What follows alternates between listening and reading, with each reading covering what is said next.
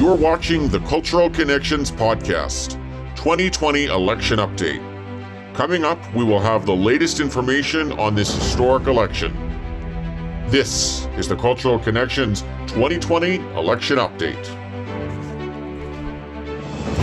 Proud citizens like you help build this country, and together we are taking back our country. The country is ready.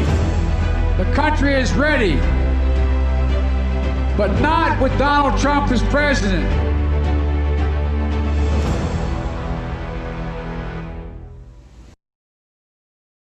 Good evening. My name is Brian Ives, and I am the host and producer of the Cultural Connections Podcast.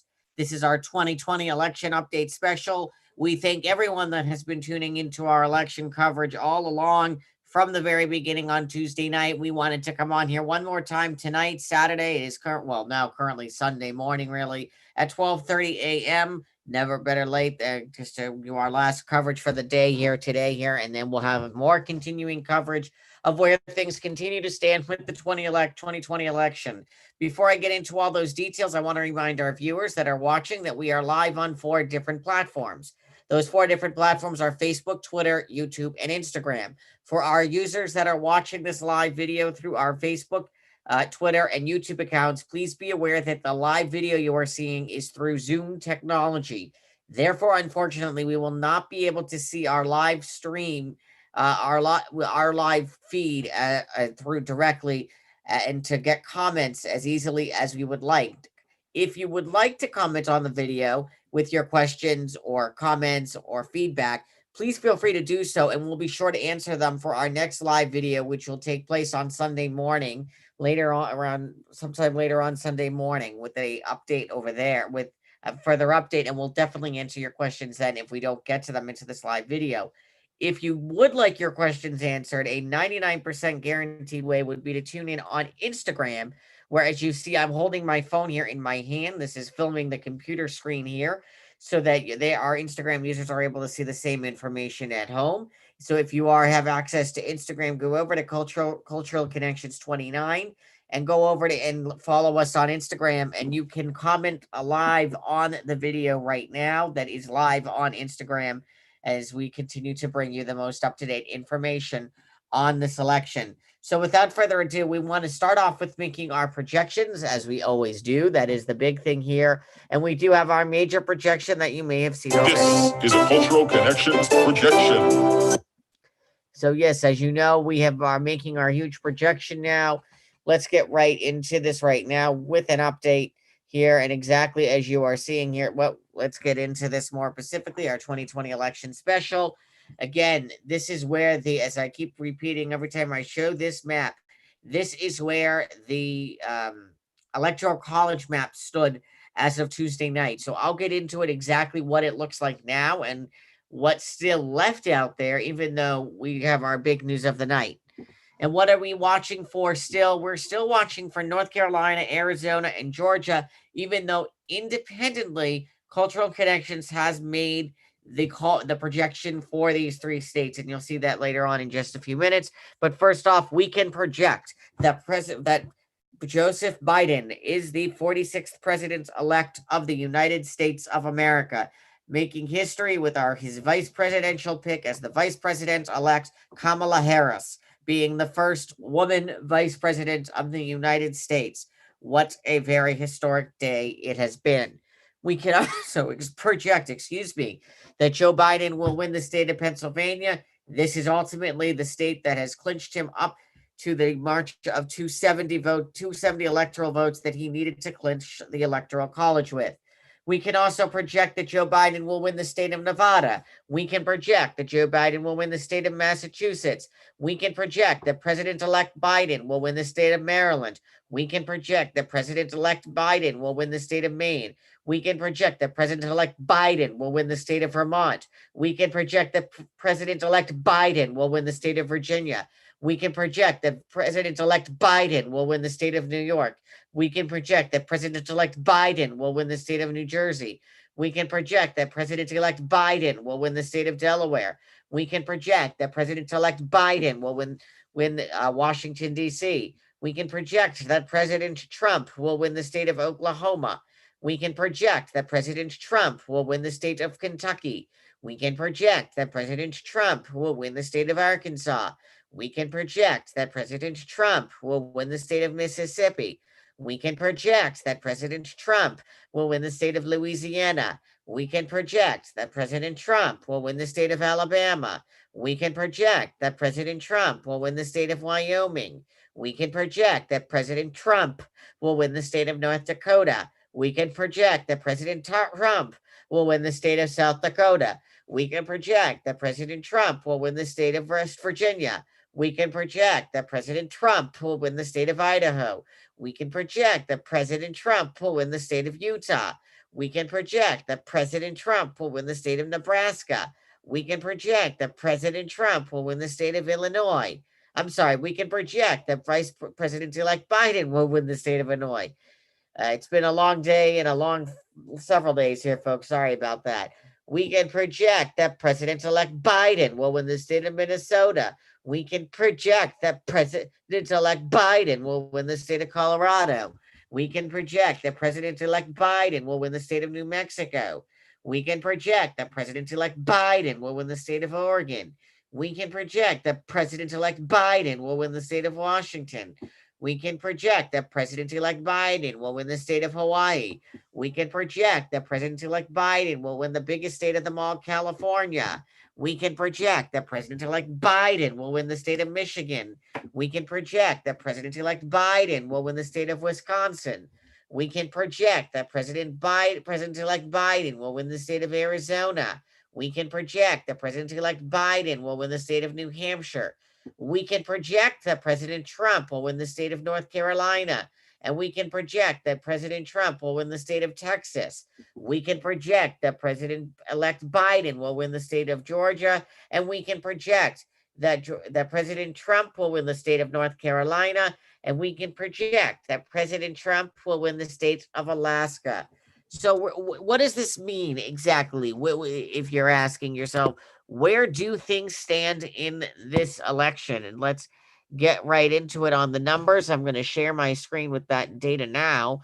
And that is the big question here. And we're going to also talk about these Senate races. I'm going to pull up the numbers here, our full election results. And this is courtesy of CBS News. As you can see here, the media networks themselves have not called the states, exception for Fox News and the Associated Press.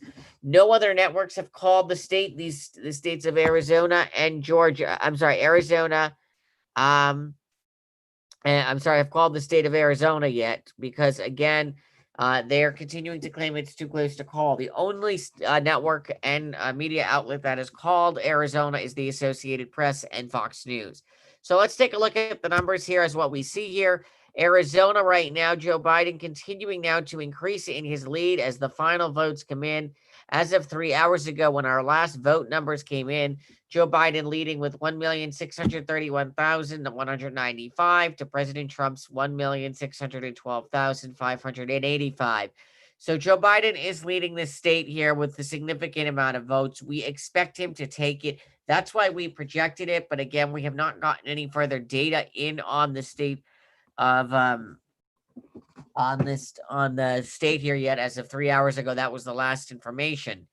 For Georgia, our last vote numbers came in as of 6 hours ago. We have not gotten anything in since. As of 6 hours ago, President-elect Biden has now 2,463,889 votes to President Trump's 2,454,729 votes. That race itself is very close. We are aware that it is likely to go to a recount, and we're going to be monitoring that. I want to turn my attention to the Senate races because we still have a lot of information on that right now as well. And we are still not able to make a projection yet on the Senate race in Alaska. Again, this is only due to the fact that not all of the votes are in yet, only 56%. So I can't make a projection to that yet. I want to go down to the state of North Carolina because that's the other race we are watching very closely. Let's take a look here at the state results here. And right now, this race continues to be it got actually even closer now, with Cal Cunningham coming back into this more than originally what it looked like, and I just lost the number. So let's do the math here. As you can see on this map, excuse me, my mouth is very dry from talking so much today and doing these.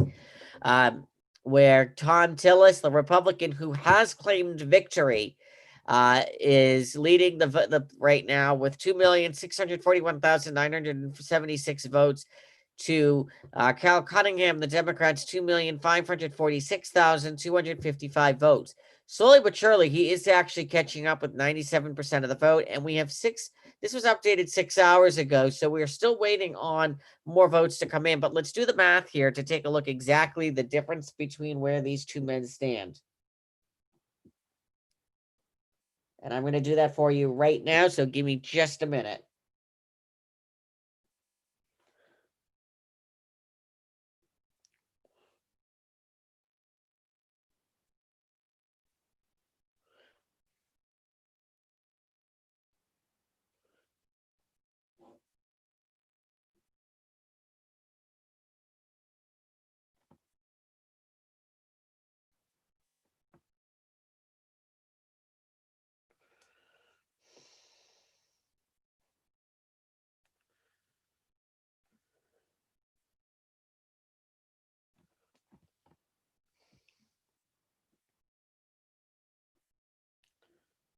Okay, so it actually, all right, I'm going to show this here first to our Instagram users. And you can see there, this race is not as close as I actually thought with those numbers. So Tom Tillis is leading with 95,721 votes. That's with 97% of the vote in at the moment. It's something to keep an eye on. Again, it's just too early to call this race. I've also been trying to find out, I'm not entirely sure myself, but I've been trying to look into information and finding out if Tom Tillis, if North Carolina has a, no, well, this most likely will go to recount, but if North Carolina has a runoff, because I don't know if they have the fact that you have to get to a 50% threshold in order to win this election. I don't know if it'll go to a runoff. I don't know if North Carolina does that, but we'll definitely check on that. Oops, sorry about that. Just to give you again, here is the governor's race. We can project in the governor's race here in North Carolina that Roy Cooper, the Democratic incumbent, will keep his seat here in as the governor of North Carolina with 51.5% of the vote, to Dan Forest, excuse me, as the Republicans 47.1% of the vote. And again, that's a very far enough margin, enough to say that there isn't a chance that he would be able to come back. As for the House of Representatives in North Carolina, while I have that open, we can confirm to you that the Democrat in North Carolina District 1, G.K. Butterfield, will be taking has been elected to the House of Representatives. In District 2 of North Carolina, Deborah Ross, also a Democrat, has been elected to the House of Representatives in North Carolina. And these are all projected winners, by the way, just so we're understanding you're on the same page here. In North Carolina, District 3, Greg Murphy, the Republican, has been elected to the House of Representatives. In District 4 of North Carolina, David Price, the Democrat, has been elected to the House of Representatives. In North Carolina's District 5, Virginia Fox has been elected, the Republican. In North Carolina District 6, Kathy Manning, the Democrat, has been elected to the Senate, to the House of Representatives. North Carolina District 7 goes to David Rouser, the Republican. North Carolina District 8 goes to Richard Hudson, the Republican. North Carolina District 9 goes to Dan Bishop, the Republican candidate. North Carolina District 10 goes to Patrick McHenry, the Republican candidate. North Carolina District 11 goes to Madison Cawthorn, the Republican candidate. And North Carolina District 12, Alma Adams ran unopposed and will retain her seat. in that seat. And then lastly, in North Carolina District 13, the Republican Ted Budd will take the seat in the North Carolina District 13. So that is the Senate race there. I'm sorry, the House of Representative race. Let's go back to the presidential race here for a moment, because I want to show us the Pennsylvania numbers here right now too. In Pennsylvania, the reason why we're able to call is because Joe Biden continues to increase his lead now with 98% of the vote in. That is how he got those 20 electoral votes. We also were able to project, the networks have fully projected that Joe Biden will take the state of Nevada with him with 50% of the vote. And I'm trying to understand it, because I'm told there was an update on this. It must have not been from these states. That's the only thing I can gather, because the states that are, oh wait, maybe it was Alaska. No, Alaska again. And I just want to also reiterate on one other thing here, and then I'm going to get ready to actually end this live video, because I don't have more full in-depth information, but I think we're going to try to do some more analysis tomorrow, breaking down what we saw tonight from Joe Biden's acceptance speech with Kamala Harris, who both of them spoke amazingly tonight.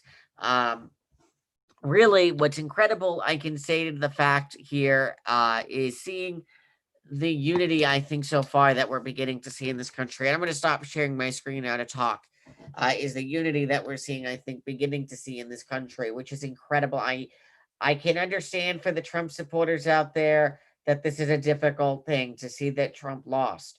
I also want to point out to the fact that President Trump has still not conceded the race. You know what? Before I go any further, I want to go back and share my screen one more time, and I will show you here.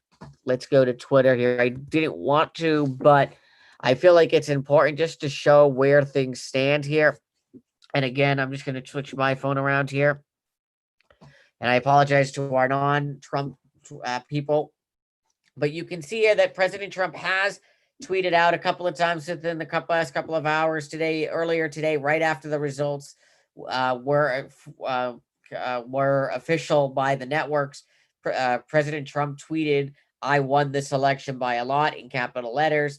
That was followed up by this tweet that the observers were not allowed in, and this is all in capital letters, as you can see. The observers were not allowed into the counting rooms. I won the election, got 71 million legal votes.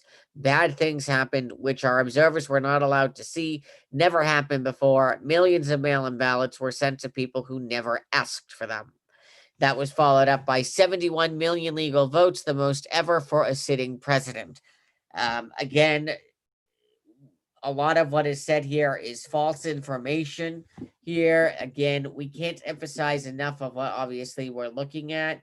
So it's important here that I just emphasize the fact that what we saw tonight from Joe Biden, President-elect Biden, and Vice President-elect Harris, it was truly remarkable. It really was, in a way, in my opinion, a breath of fresh air to see someone who is going to lead this country.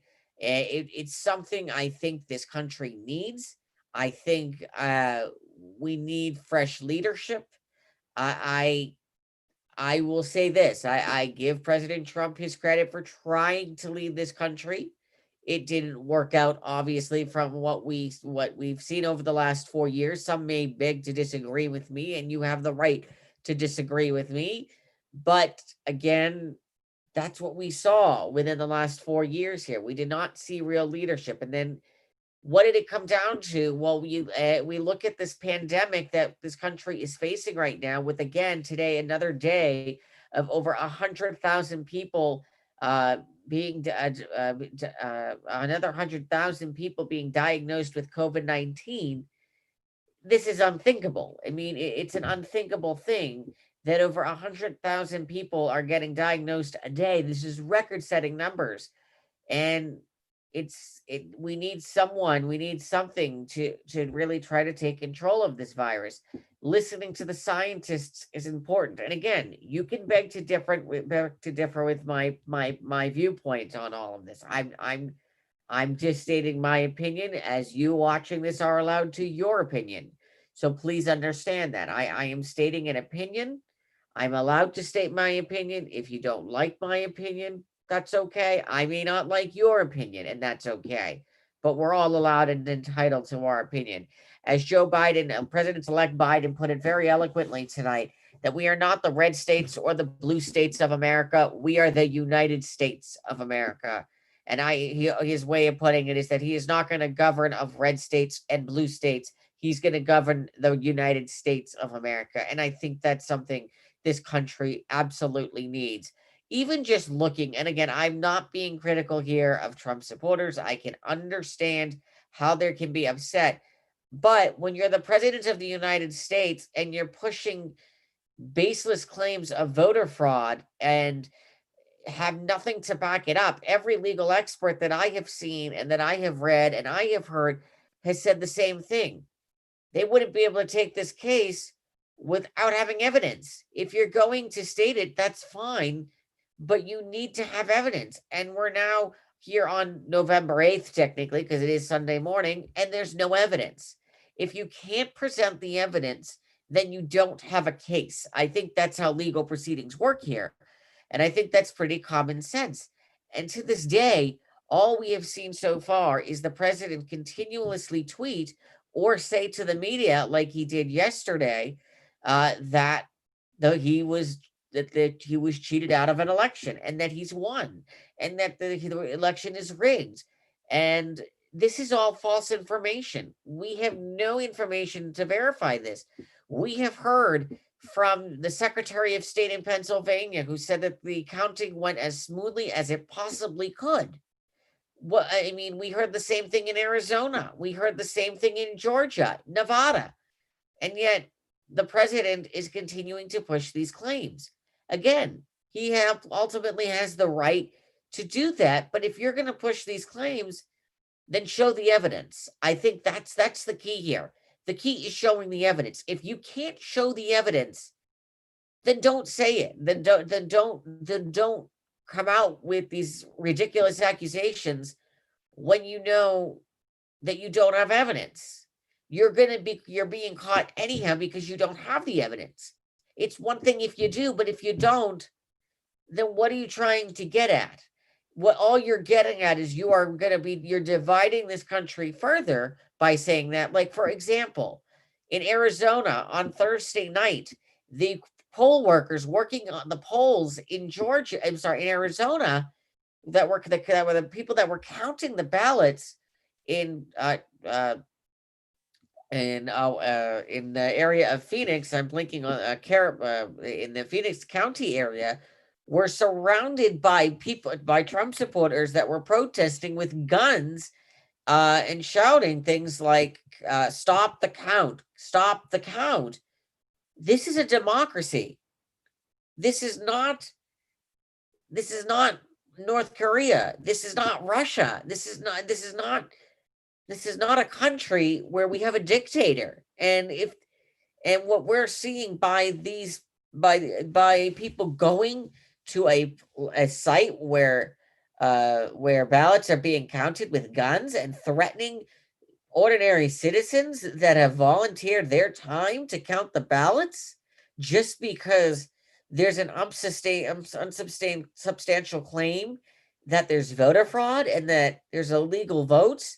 Well, if there is, I go back to what I just said. Show the evidence. There's no reason why we can't show. If you have a claim like this, then you need to show evidence. It's like an example, showing up to court and saying, so-and-so stole $100 from me. Well, do you have evidence that he stole $100? But that person comes in and does not have any evidence that person stole $100 from him. And the person, the defendant, in the case here is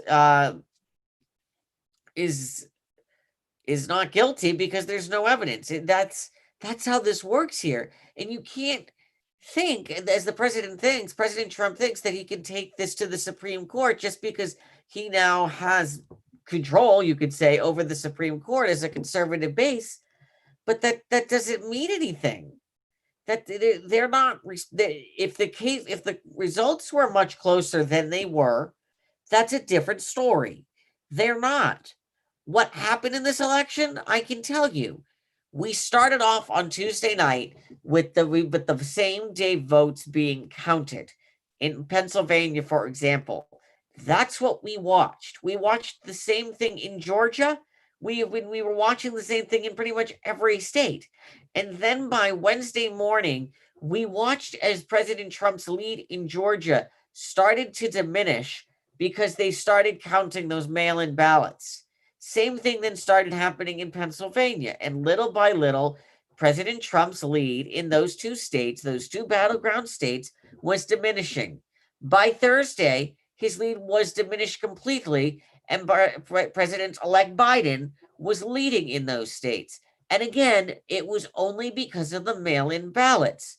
This has nothing to do with a voter fraud scheme, or that the election is being taken from him, or that there are illegal votes out there. If you say that there are illegal votes out there, then prove it. If you cannot prove that there are illegal votes, then don't say it, because you don't have the proof. Just by having your attorney, Rudy Giuliani, come out in Philadelphia to say that there's voter fraud, and again, state the same thing, doesn't mean it. You need to have the proof. If you do not have the proof, then you don't have a case. And I think that's what we're looking at right now. We're looking at all these lawsuits from Pennsylvania to Georgia to Michigan, where the president is suing all these states. But the likelihood is those cases already are, I mean, like in Michigan, for example, they kept counting the vote. In Pennsylvania, they kept counting the vote. In Georgia, they kept counting the vote. This is a democracy. If we're going to treat it as a democracy, if it's going to be a democracy, we have to treat it as one. People like you and I go to the polls, are voted early in this election like everyone else. I personally mailed my ballot in. I will state that here. I mailed my ballot in early, and I know that my ballot was counted because I can track it. I know that people think this, but I know there are a lot of people out there, specifically Republicans, that think that this is a fraud system. Well, if it's a fraud system, then why do we have ways of being able to track the ballots? If it's fraud, why do we have ways of being able to track the ballots? Think about that for a second. I'm going to ask that question one more time, and I'm going to look for the comments after this video on Facebook, Twitter, and YouTube to see how people respond to this. If the election is fraud, and I repeat what I just said, and if we send in mail-in ballots and we have a way of tracking those ballots, how is it fraud? And furthermore, it's been said, for those, yes, there were people that got mail-in ballots but said they'd rather bring their ballots in and vote in person. And you were allowed to do that. There's nothing that says you couldn't. So even if you got a ballot in the mail, you could have still gone, and some people did this, went to the polls on Tuesday with that ballot that they received to vote in person in the election on Tuesday. That's what people did. There's nothing illegal about that. This is what's called a democracy. So I go back again to that question. If you think that this election was illegal, or that this election was fraud, what proof do you have? That's my question here. And don't come up to me and tell me that that dead people voted in this election, because that doesn't mean anything. You don't have proof of that.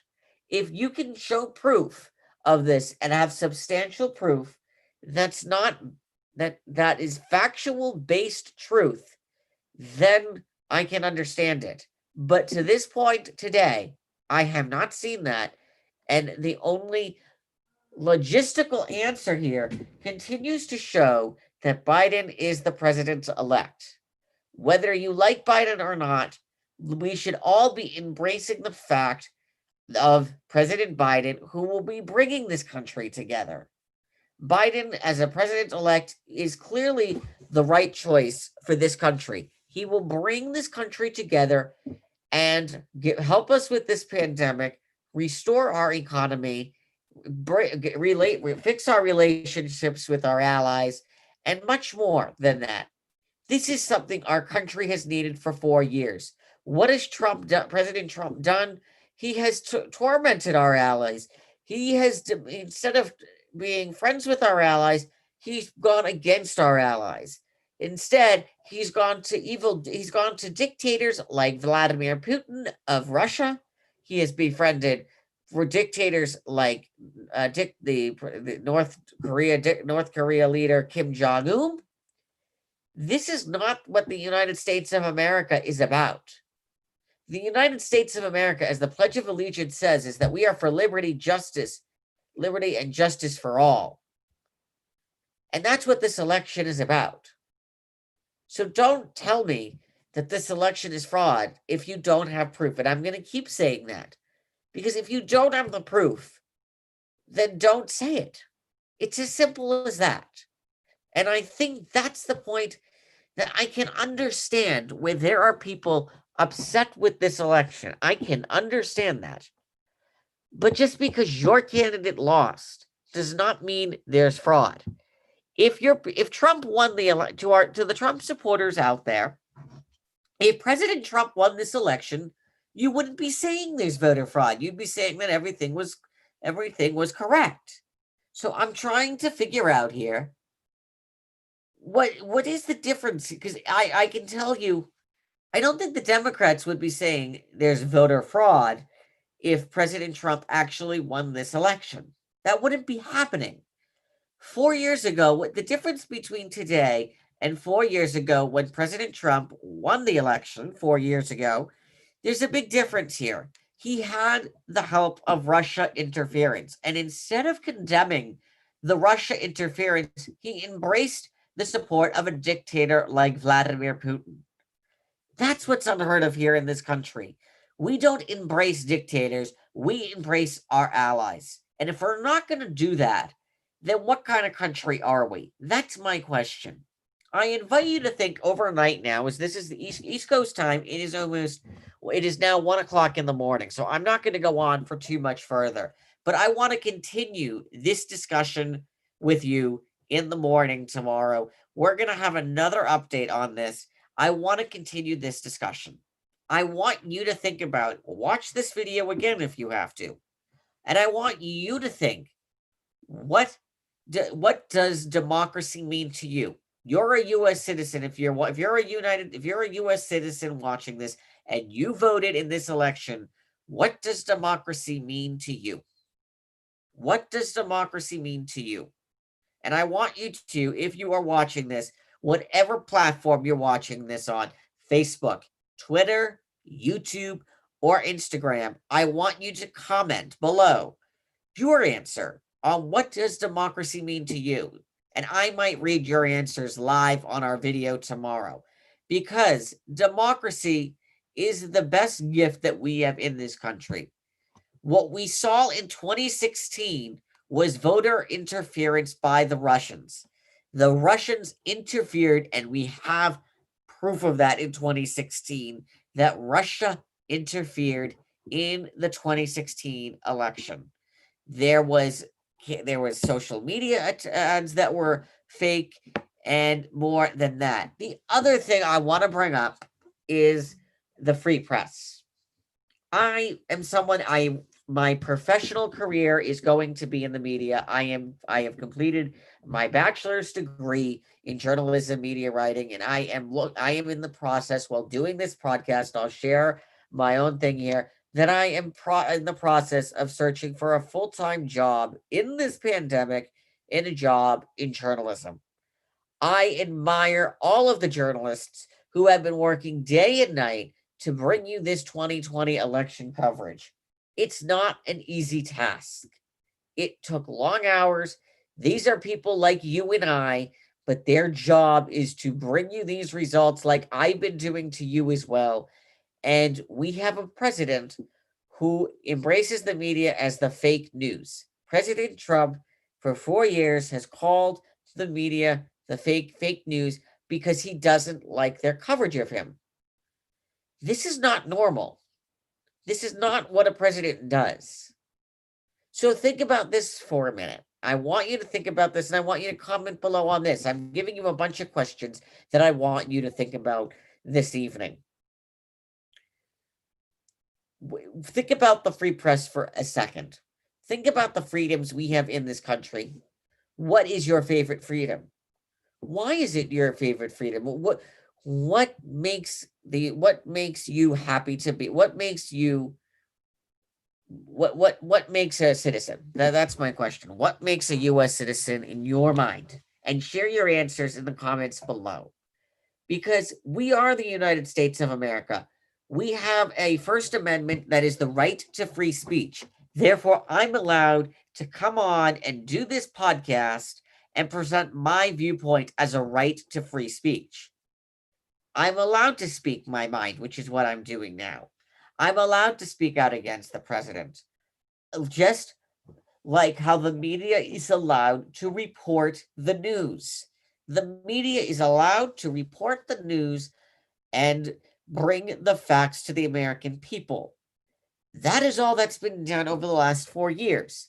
And almost 99% of the time, I would say, the current president, occupant of this White House, has said that their stories on him are fake news, that they're not real. Well, I go back to my point about the election. If it's fake news, then do me a favor. Tell me why it's fake news. What's wrong with this story? Why is it inaccurate? Instead of continuing and repeating the same statement, fake news, or spinning the story. I still have my own personal fears. Well, we see everybody so happy and celebrating today. I can even tell you in my own neighborhood here where I'm living right now. I took a walk today, and it put a smile on my face, even though I had a mask on. I put a smile on my face when I walked by a house where a family had music blaring, and they were holding signs that said Joe Biden, Kamala Harris, and you're fired. And they were happy, and people driving by were honking their horns. That was one house in the suburban area here outside of Boston. That's incredible. And we are seeing these celebrations going on still at 1 o'clock in the morning around the country. That shows you what this country needed for 4 years. We don't need divisiveness. We need a president who's going to bring the people together. And President Trump had 4 years to do that. And instead, he divided America by calling it blue states, red states, and not trying to come together with the Democrats to make deals on anything. Everything was about him and what was best for him. And that's that. Is that what we want our country to be? A president that's only about him? The president's job is to think about you and I, not him. As Biden put in the final debate of the 2020 election with President Trump, that he was not on stage to talk about Trump's family or his family. He's here to talk about your family, my family, our family. That's what he's here to talk about. No, and that's what Joe Biden is running for. He is not running for his family, or President Trump was not running for his family. He's running for all of the families that are being affected by this pandemic. President-elect Biden is the president because he is going to help all of the people that have lost jobs in this pandemic and a record of unemployment that was caused by the current president of the United States. It's clear. Again, I want to reiterate what I'm saying. You have the right to disagree with me. You have the right to your opinion, but so do I. And I believe from everything that I have seen in the media, and especially these protests, let's back up a couple months ago to in Washington, D.C., for example, where there were Black Lives Matters protests going on in Washington, D.C. after the police shooting of another police shooting of an unarmed Black man. People have the right to protest, but people do not have the right to riot. And those riots were stirred by the rhetoric of this current president, the occupant of the White House, Donald Trump. That's where these riots started. They did not start from the left. We have a president that has still, to this day, refused to condemn white supremacy and white supremacists. That's not okay. Let's look at Charlottesville. He called the people in Charlottesville after a terrible attack that killed a young woman. He said that there were very fine people on both sides. Is that normal for a president of the United States to say? We need a president that is for all Americans, and that is why Joe Biden was elected as the president of the United States. I'm going to leave you with a thought tonight. I want you to answer the questions and that I have presented in this video to you tonight. I want you to think about these couple of questions. If the election was rigged, what proof is there to show that this election was rigged towards Biden? The second question I have is about the idea of lawfulness. And this is something the president talks about all the time. In the rule of law here, if you're going to state a case that there's voter fraud against you, prove it. What proof is there? Do you believe there is voter fraud? And if so, please prove it in the comments below. And don't give me fake or phony stuff, because that's not the case here. I want to see real evidence of that in order to believe it. And I want it to be convincing and not something that just sounds silly. And that's so far of what I have seen. My third question I want you to think about is, what is the best quality of being an American citizen? The fourth question I have is, what is democracy mean to you? What does democracy mean to you? And that's the biggest one I want you to answer. I'm going to write these questions. I'm going to share my screen one more and so you can see and I'm going to write these questions on like a whiteboard format here, so you can see the questions that I'm going to post here.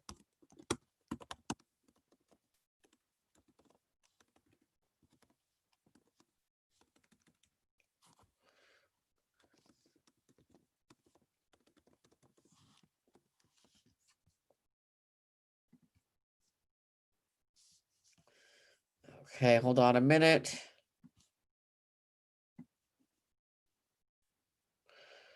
Okay, so Michael, that is first question. What does democracy mean to you? And I'll change the color so it's a little more easier to read it. I'll show it. The second, these are the main questions I want you to think about.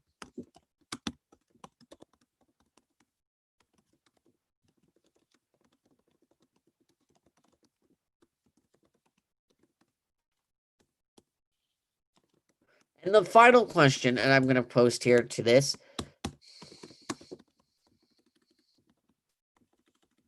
is if you believe there was voter fraud in this election, please, then what proof do you have? Comment below on YouTube, Twitter, Facebook, or Instagram, and I will read your answers, and I will read your answers tomorrow or today, technically, with your answers. I will read them. Don't get me wrong here. I will absolutely read them. But it is so important that we think about these questions, because if we don't, and I want to just change the color so it's a little easier to read, as I realize that's probably a little difficult there. I want these questions to be thought about. I think oftentimes things like these get lost. And the biggest one I want you to answer is the first one. If you're going to answer any of these questions, answer the first or the second one. And comment below your answers on this video wherever you're watching it from. And then I will share your answers live tomorrow on the video that we do tomorrow, because tomorrow is going to be our post-election wrap-up on this 2020 election. And we're going to continue to talk about the 2020 election. On Tuesday, I want to also let people know we are going to be recording live the next episode of the Cultural Connections podcast. We have a great guest lined up, and we hope you tune in to the excuse me for a second, to our episode on Tuesday. So again, tune in on Tuesday for the Cultural Connections podcast. I want to thank everyone that continuously has tuned in to our constant coverage every day since Tuesday. It means a lot.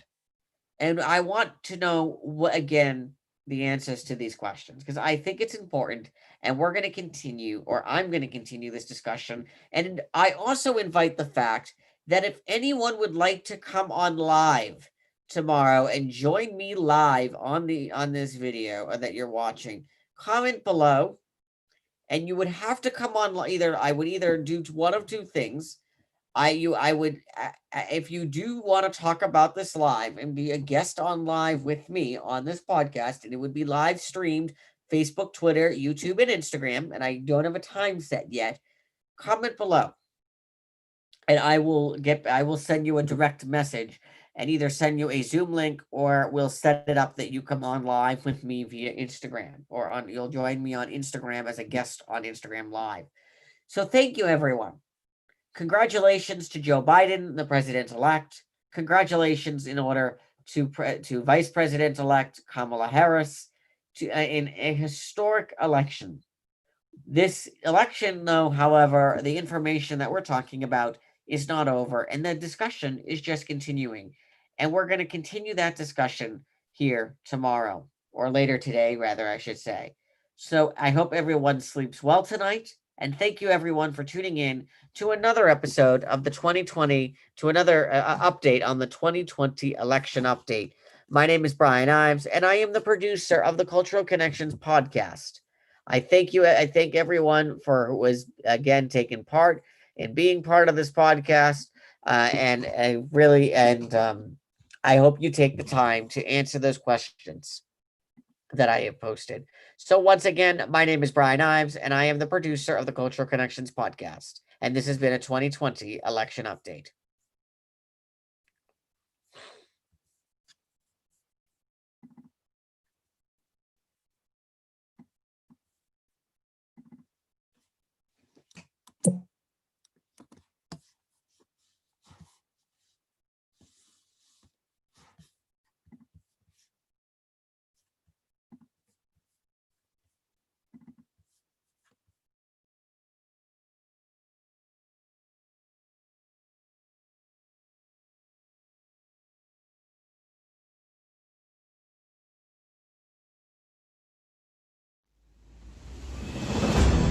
You've been watching the Cultural Connections podcast 2020 election update. Stay with Cultural Connections for continuing coverage of the historic 2020 presidential election.